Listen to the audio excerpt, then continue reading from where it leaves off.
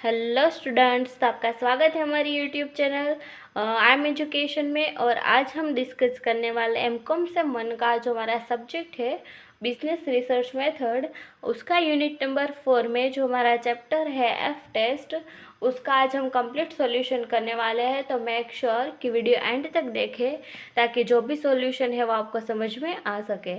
और अभी आप ये चैनल पर नए हैं और अभी तक आपने हमारे चैनल को सब्सक्राइब नहीं किया तो मेक श्योर कि सब्सक्राइब करें और बाजू में जो बेल आइकन आएगा उसको प्रेस करें ताकि हर नए वीडियो की नोटिफिकेशन आपको सबसे पहले मिले। और अगर आपको कोई भी क्वेरी है किसी सब्जेक्ट के रिलेटेड तो just let me know in comment section and you will gate solution on it. तो आइए स्टार्ट करते हैं जो हमारा एफ टेस्ट है उसका सॉल्यूशन। तो फर्स्ट हम जो एफ टेस्ट का जो फॉर्मूला है हम यहाँ पे वो सीखेंगे ताकि हमको उसको आसानी से जो सम है वो समझ में आ सके। तो फर्स्ट इसका हम फॉर्मूला लिखेंगे। तो इसका फॉर्मूला है f is equal to S cap 1 का स्क्वायर डिवाइड में आएगा एस कैप 2 का स्क्वायर। तो ये इसका फॉर्मूला है। तो इसको और सिंप्लीफाइड करते हैं हम यहाँ पे। तो इसको और सिंप्लीफाइड करते हैं तो हमारा जो एस कैप 1 का स्क्वायर है उसकी जगह हम यहाँ पे लिख सकते हैं n1 डिवाइड में n1 माइनस 1 s1 का स्क्वायर। इसके डिवाइड में हम यहाँ पे लिख सकते हैं n2 डिवाइड में n2 माइनस 1 s2 का स्क्वायर। तो यहाँ पे जो हमारी कैप है उसका मीनिंग क्या होता है? जो कैप होता है उसका मीनिंग होता है जो हमारा एस्टिमेट ऑफ द पॉपुलेशन होता है वो इसका मीनिंग होता है। तो यहाँ पे हम लिख देते हैं एस्टिमेट्स ऑफ द पॉपुलेशन। तो हमारे जो कैप का मतलब होता है वो है एस्टिमेट्स ऑफ द पॉपुलेशन। तो हमें जो आगे जो सम हम यहाँ पे कैलकुलेट करेंगे उसमें यही इक्वेशन का अप्लाई करेंगे। तो यहाँ पे जो s1 स्क्वायर है उसका भी यहाँ पे एक इक्वेशन है। तो s1 स्क्वायर हम कैसे फाइंड आउट करते हैं? तो s1 स्क्वायर का फॉर्मूला है 1 डिवाइड में n1 sigma x1 minus x bar 1 का स्क्वायर।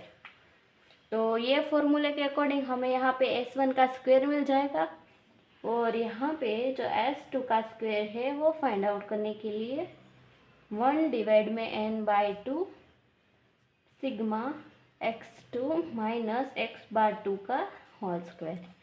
तो ये हमारा फॉर्मूला हो गया है। तो अब हम जो भी सम यहाँ पे कैलकुलेट करेंगे जिसका भी सॉल्यूशन करेंगे उसमें हम यही जो इक्वेशन है हमारा वही अप्लाई करेंगे। तो यहाँ पे थोड़ा सा ट्विस्ट है।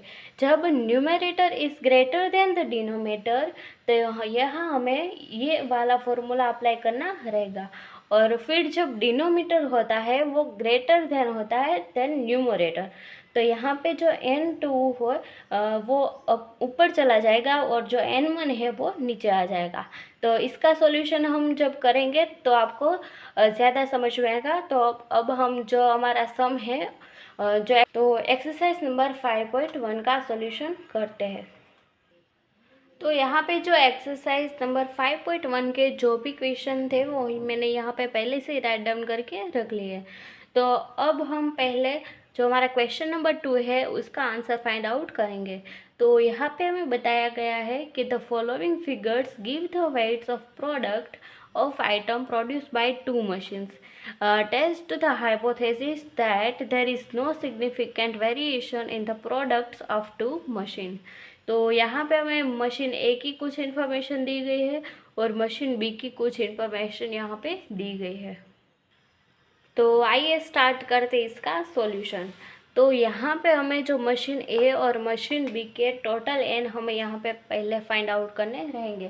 तो टोटल एन यहाँ पे अगर हम कैलकुलेट करें तो 1 2 3 4 5 6 7 8 9 10। तो दोनों मशीन के जो एन है वो 10 ही यहाँ पे दिए गए हैं। तो जो मशीन ए है उसको हम N1 एज्यूम कर लेंगे और जो मशीन बी है उसको हम N2 एज्यूम कर लेंगे। तो यहाँ पे हम साथ साथ में लिखते जाएंगे N1 is equal to 10 and N2 is equal to 10। तो अब यहाँ पे हमें बताया गया है कि test the hypothesis that there is no significant variation. तो हमें यहाँ पे जो ये है टेस्ट द हाइपोथेसिस वो हमें यहाँ पे टेस्ट करना रहेगा।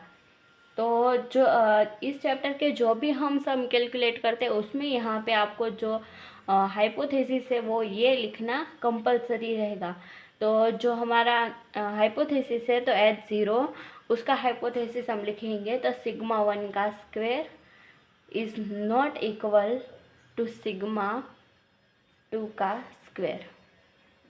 एंड यहाँ पे नीचे हम यहाँ पे लिखेंगे H1 तो sigma square 1 is equal to sigma square 2।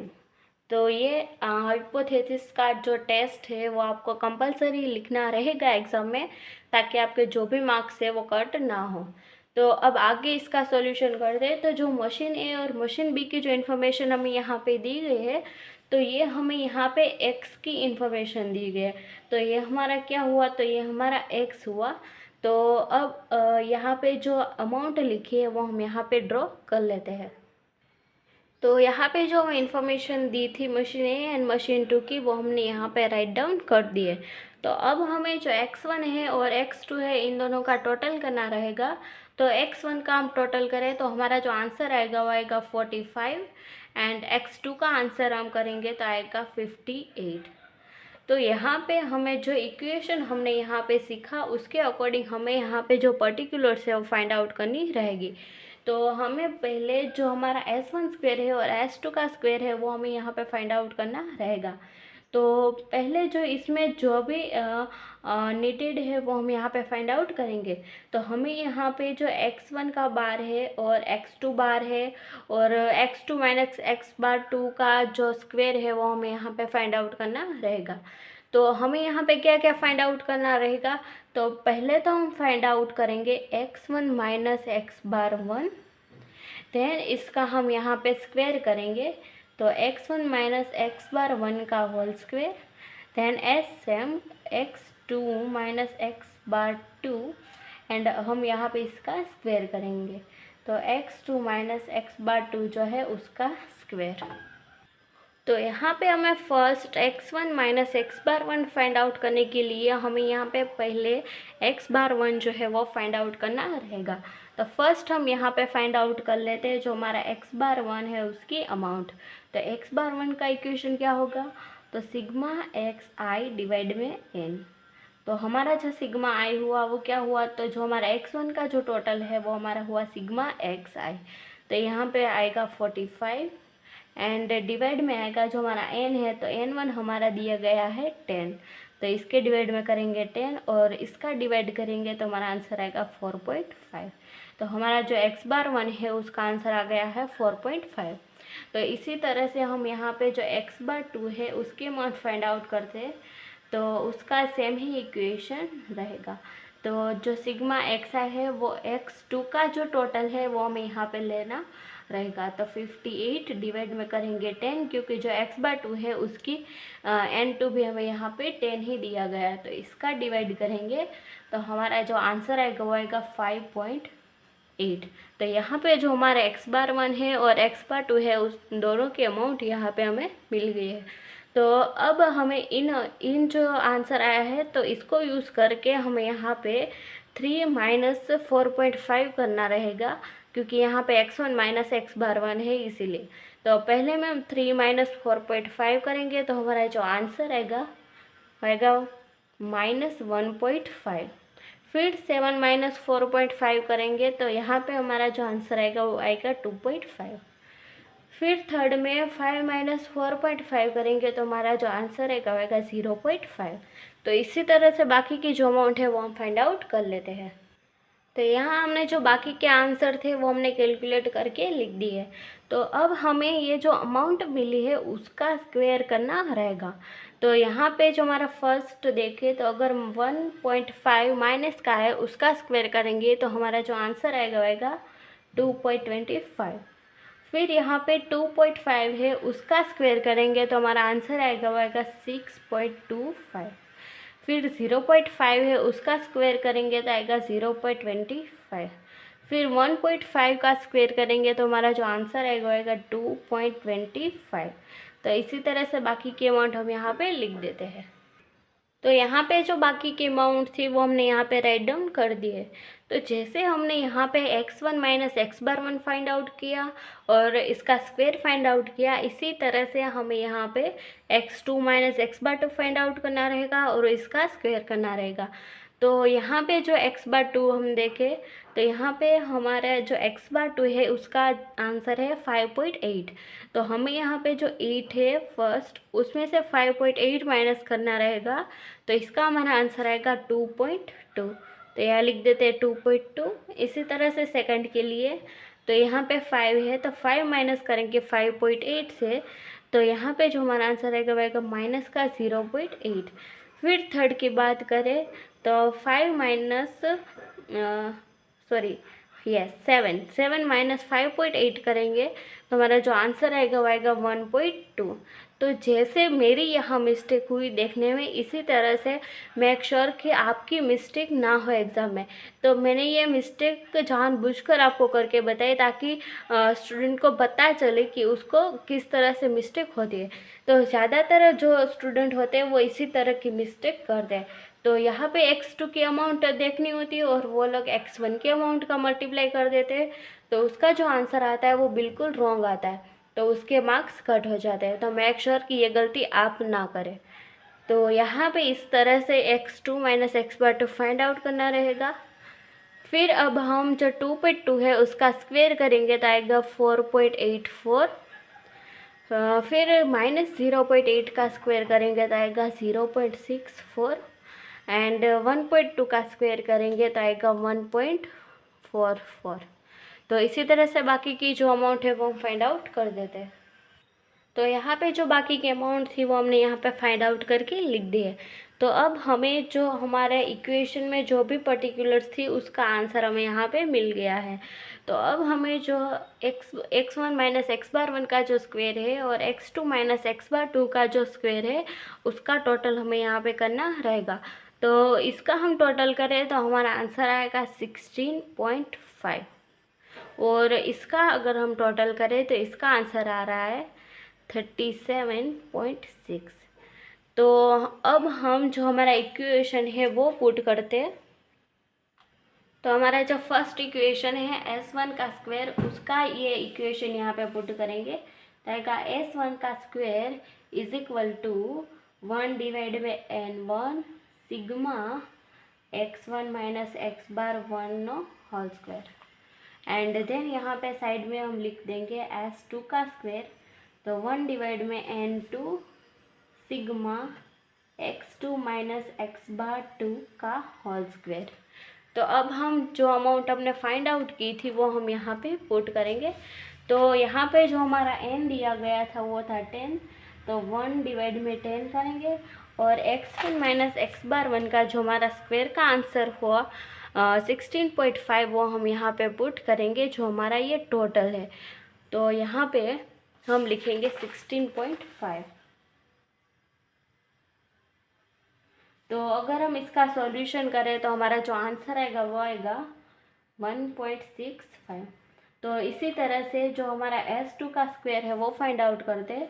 तो n2 भी 10 ही दिया है, तो अब हम यहाँ पे लिखेंगे 10 एंड यहाँ पे जो x2 minus X bar two का जो स्क्वायर है उसका आंसर यहाँ पे आ गया है 37.6।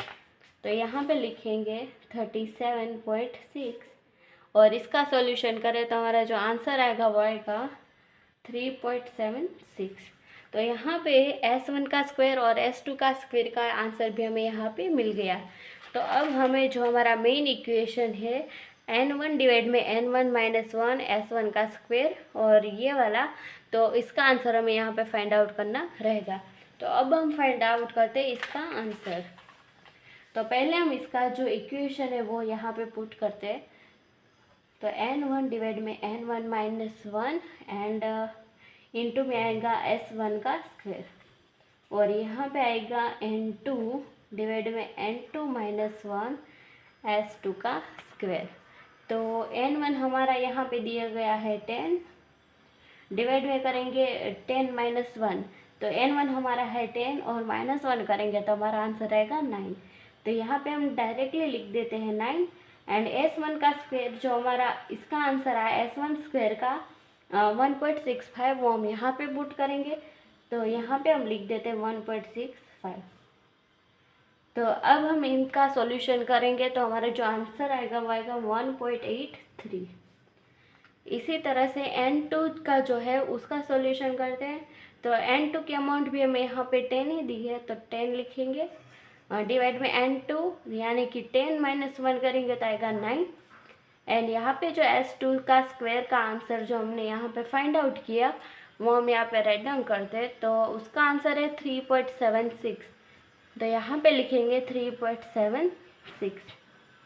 तो इसका अगर हम सॉल्यूशन करें तो हमारा जो आंसर आएगा वो आएगा 4.18। तो यहाँ पे हमारे जो इक्वेशन है उसके अकॉर्डिंग जितनी भी पर्टिकुलर्स हमें यहाँ पे फाइंड आउट करनी थी उन दोनों का आंसर हमें यहाँ पे मिल गया। तो अब हम जो हमारा ओरिजिनल इक्वेशन है वो हम यहाँ पे पुट करेंगे। तो अब हम यहाँ पे लिखेंगे F is equal to N2 divide में N2 माइनस 1 S2 का स्क्वायर और N1 डिवाइड में आएगा N1 माइनस 1 और S1 का स्क्वायर। तो यहाँ पे आपको ये लग रहा होगा कि मैंने इक्वेशन गलत तरीके से क्यों लिखा। तो यहाँ पे मैंने जो N1 है वो ऊपर लिखा है और यहाँ पे N2 ऊपर लिखा है।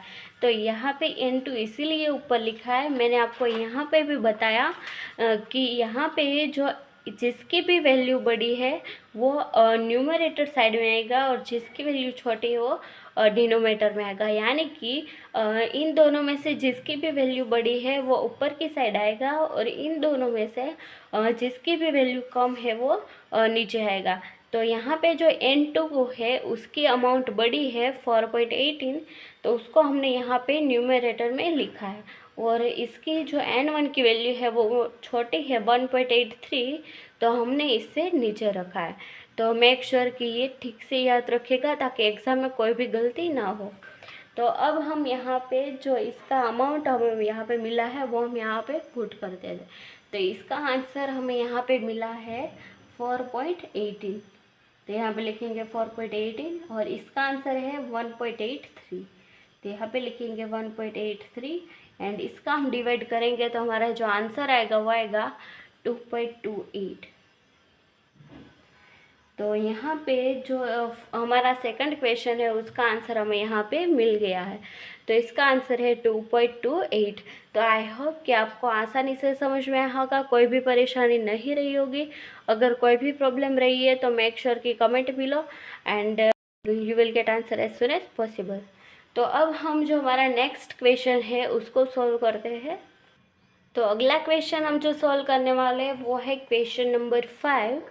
तो यहाँ पे हमें बताया गया है कि it is known that the mean diameters of rivals produced by two firm A and B are practically the same but the standard deviation may differ.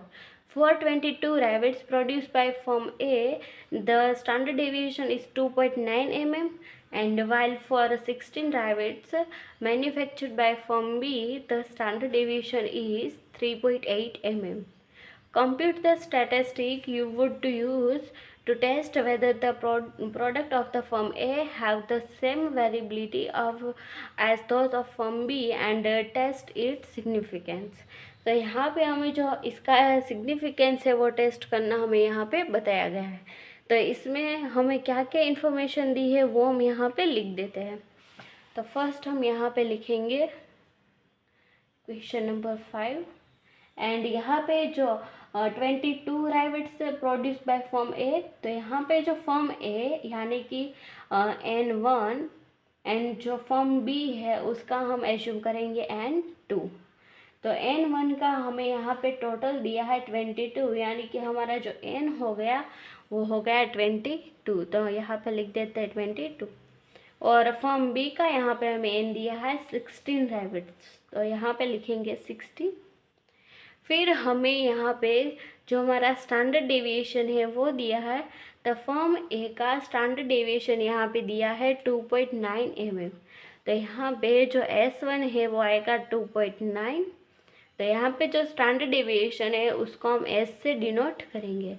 तो फिर जो फॉर्म बी है उसका स्टैंडर्ड डेविएशन हमें यहाँ पे दिया है 3.8 mm। तो S2 का हम यहाँ पे लिख देते हैं 3.8। फिर हमें यहाँ पे जो हमारा इक्वेशन है उसके अकॉर्डिंग हमें यहाँ पे S1 स्क्वायर और S2 स्क्वायर की ज़रूरत पड़ेगी। तो अब हम यहाँ पे जो हमारा S1 है वो ऑलरेडी यहाँ पे दिया गया है और S2 भी यहाँ पे दिया गया है। तो इसका हम डायरेक्टली स्क्वायर करेंगे। तो S1 का स्क्वायर यानी कि 2.9 का स्क्वायर करेंगे तो हमारा जो आंसर आएगा वो आएगा 8.41। और S2 यहाँ पे दिया गया है तो S2 का स्क्वायर करेंगे तो इसका आंसर आएगा 14.44। तो यहाँ पे हमें इक्वेशन में जितनी भी चीज़ें नीडेड थी वो हमें यहाँ पे सारी मिल चुकी है। तो अब हम इनका सॉल्यूशन करते हैं। तो यहाँ पे जैसे क्वेश्चन 2 में हमने जैसे सॉल्व किया, जैसे S1 स्क्वायर फाइंड आउट किया, फिर S2 का स्क्वायर फाइंड आउट किया, इसी तरह से ये क्वेश्चन में हमें यहाँ पे ये दे दिया गया है, इसीलिए हमें ये यहाँ पे फाइंड आउट नहीं करना है। डायरेक्टली हमें ये N1 जो है वो फाइंड आउट करना रहेगा। तो यहाँ पे हम पहले लिख देते हैं जो हमारा हाइपोथेसिस है वो, तो H0 एंड H1। तो sigma square 1 is not equal to sigma square 2 and sigma square 1 is equal to sigma square 2।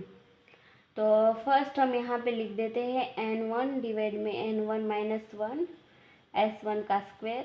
तो इसकी हम अमाउंट यहाँ पे पुट करें तो N1 हमें यहाँ पे दिया गया है 22 और यहाँ पे N1 माइनस 1 यानी कि 22 माइनस 1 तो आएगा 21 एंड S1 स्क्वायर की हमें यहाँ पे अमाउंट दी है 8.41।